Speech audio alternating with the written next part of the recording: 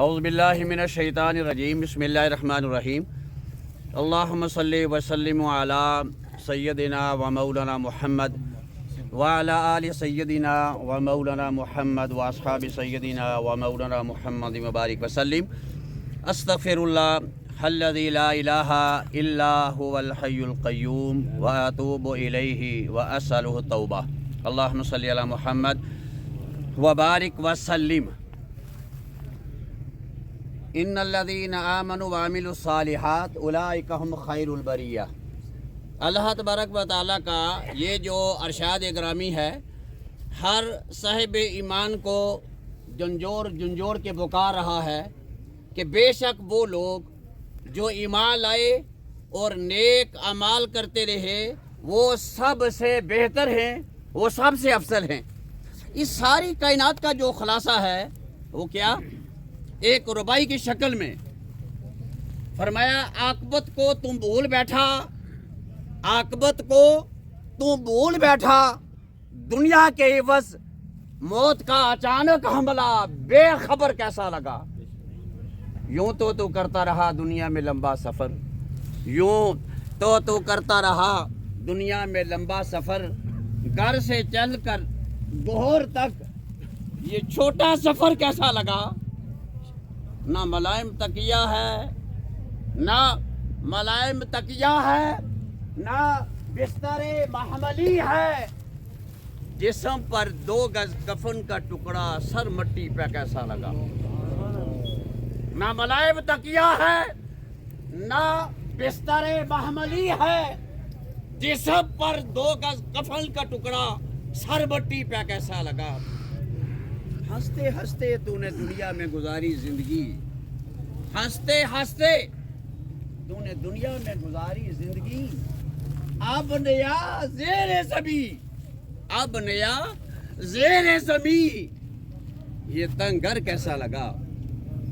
طاقت و مال کے بل بوتے پہ تو مغرور تھا، طاقت و مال کے بل بوتے پہ تو مغرور تھا، چھن گیا تجھ سے تیرا یہ مال و زر کیسا لگا۔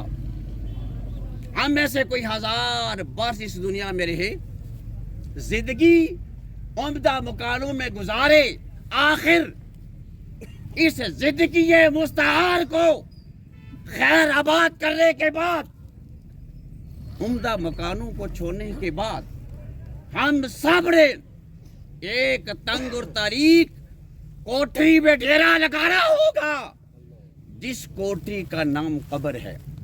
کیا ہے؟ قبر ہے۔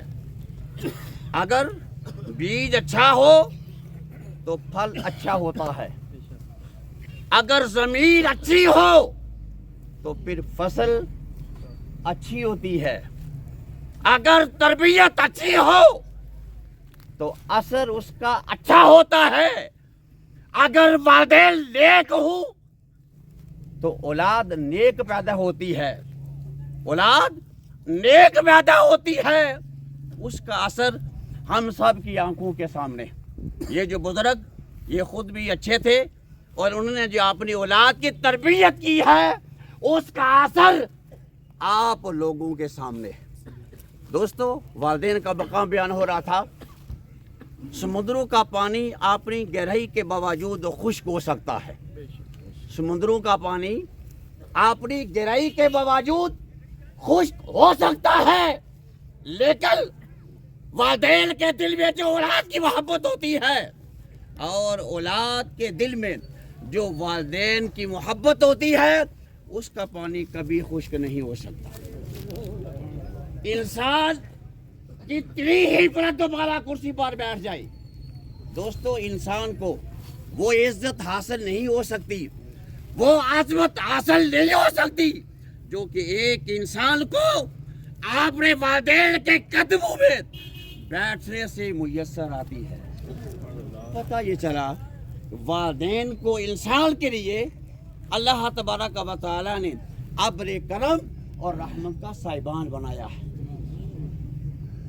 حضرت ابو اسحاق رحمت اللہ علیہ آپ صاحب علم، صاحب نظر اور بصارت کے مالک تھے۔ کون؟ حضرت ابو اسحاق اور زہد و ریاضت میں ایک اپنا مقام رکھتے تھے. تلامیزہ اور عقیدت مندوں کا ہجوم ہر وقت ان کے گرد منڈلاتا رہتا تھا.